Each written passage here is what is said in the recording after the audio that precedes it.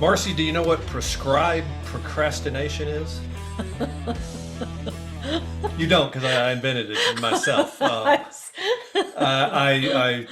Mark McKay, I'm Marcy McKay. and welcome to Sage Smart Solutions. Please join us weekly to learn new and exciting ways to protect your assets and retire tax-free. I haven't decided if we're going to name this video "Prescribed Procrastination." That may be a little cryptic, but I came across an article, and we talked a little bit earlier about how it's Financial Literacy Awareness Month. I think it was September, and none of the companies really started. No, everybody's kind of coming back from the Hamptons and didn't get back to work about the third week of September. And it's come up several times that this is a real focus that schools don't do a good job of teaching basic financial literacy. And I'm like, yeah. But I started seeing it more and more. And then I realized, a whole bunch of it's the financial industry's fault. This is a great article that we're going to talk about. It's an award-winning paper. So it's an article about an award-winning paper. The article, anyway.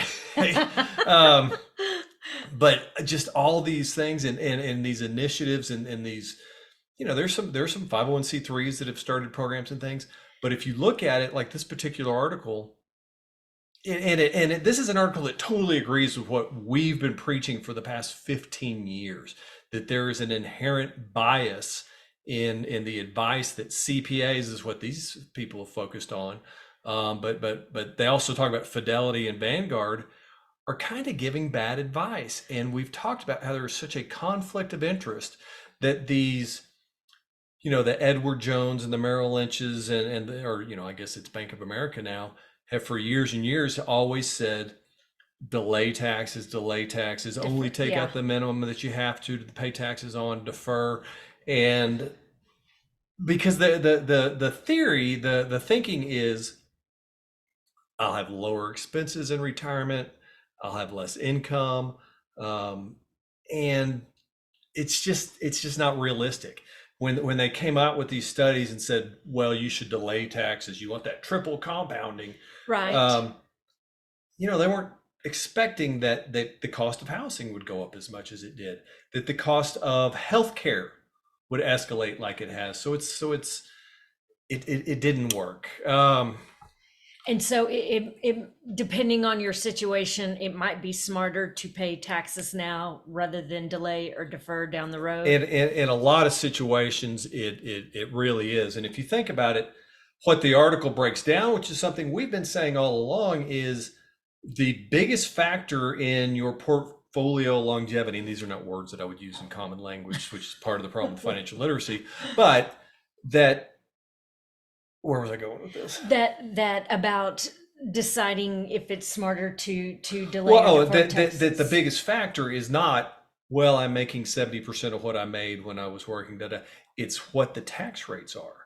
It doesn't have as much to do with what the stock market does, which we can help you control that, but it has to do with taxes. And we've preached this from day one.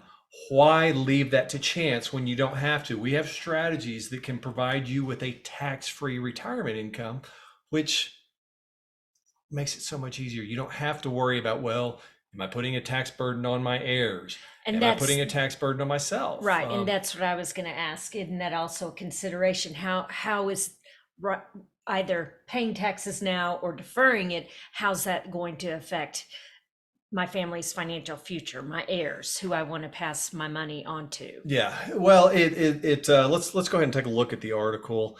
And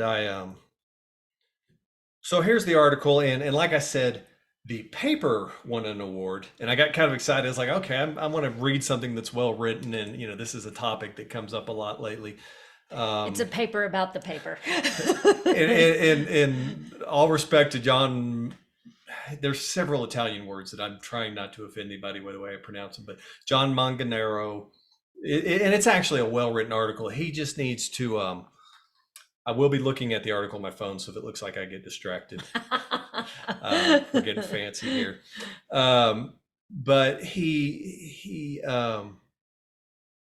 So yeah, challenging the the common Oh, I was going to say theory. the article's well written. He just needs to challenge himself to write his next piece without using the phrase, without starting every other paragraph with according to. Yeah. There are 3 paragraphs that are according to DeLilio and Simon,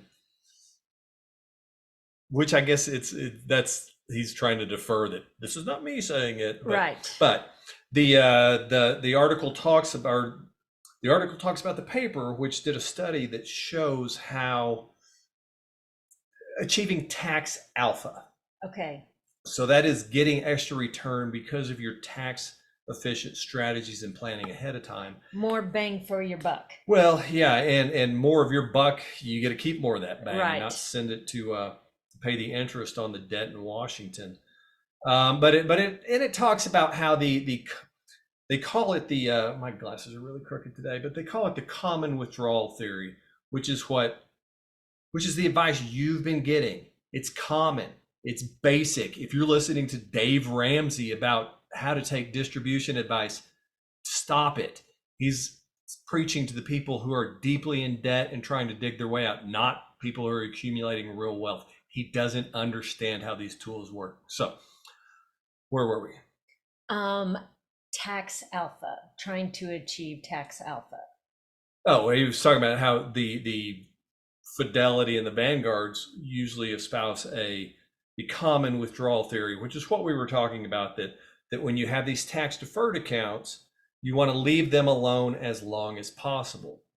Now, the introduction of the Roth account changed this quite a bit, because you can't really tell me that this is the only game in town and we want that tax deduction now, which that's you get a little bit of immediate gratification with the common way of thinking, which is why they're able to sell it. Right. I'm going to get back to that prescribed procrastination here in a minute. I'm happy because I've been. Well, if you think about it, why would this be so easy? If I can show you mathematically on paper where you're way better off doing a Roth conversion now, especially now that the markets are down, whether you're, not even necessarily a Roth conversion, but if you're taking your tax deferred accounts, your 401k, your 403b, your IRAs, converting them into a Roth IRA, or even better, a lifetime legacy account with a cash-free income feature, tax-free, and a tax-free death benefit for your beneficiaries.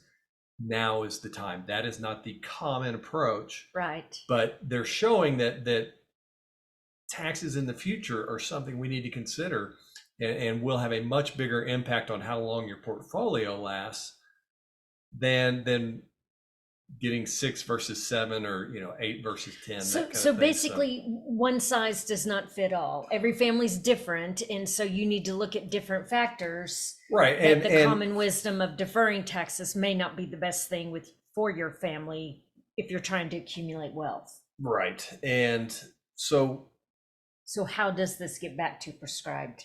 So, we look at it and say, okay, I can show you mathematically, and it's pretty common sense to say, okay, if I have something worth $100,000, taxes are the lowest they've been in 25, 30 years. We know on paper that they're going to go up over the next few years. Am I better off paying 20% taxes on this 100,000 versus paying 30% taxes on 300,000?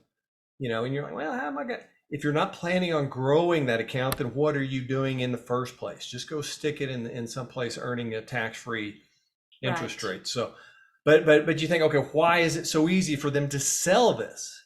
Because it really is.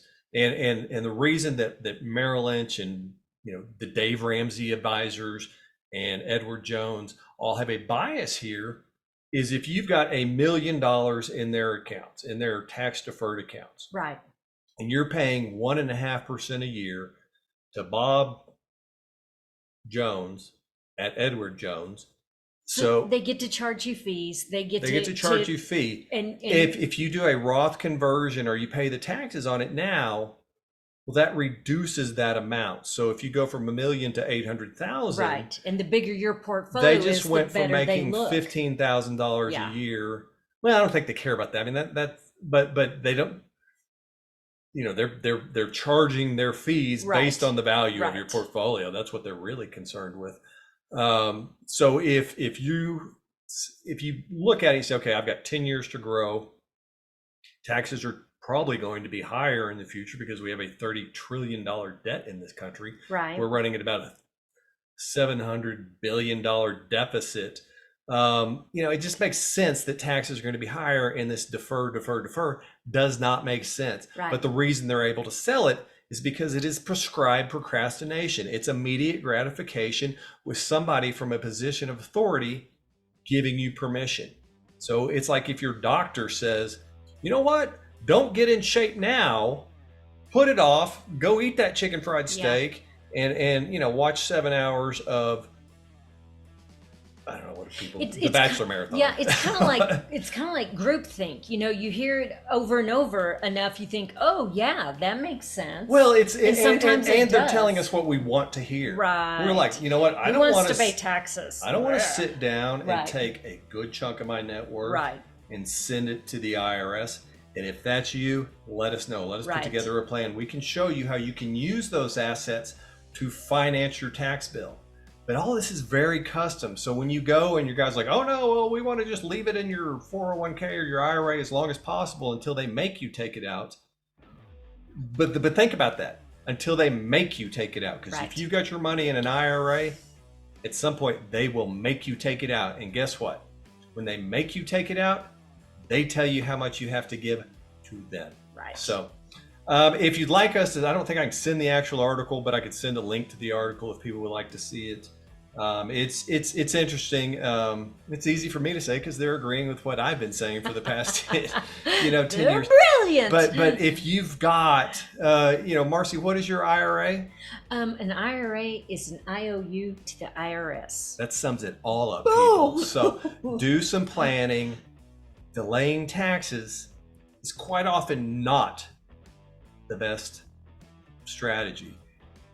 And the recent market volatility has presented opportunities like we haven't seen before. Because if you do a Roth conversion, when the market's down, you pay less taxes. It's a win-win scenario. So watch our masterclass below. There's a link right here. There's also a link to schedule a strategy session. We are running a Thanksgiving special. I won't make you prove that you've watched the masterclass if you'd like to sit the strategy session with me today. Just click on the link. Let's get something on the books. It'd probably be the week after Thanksgiving, or who knows when you're watching this. Have a great day. Have a great week. Thanks.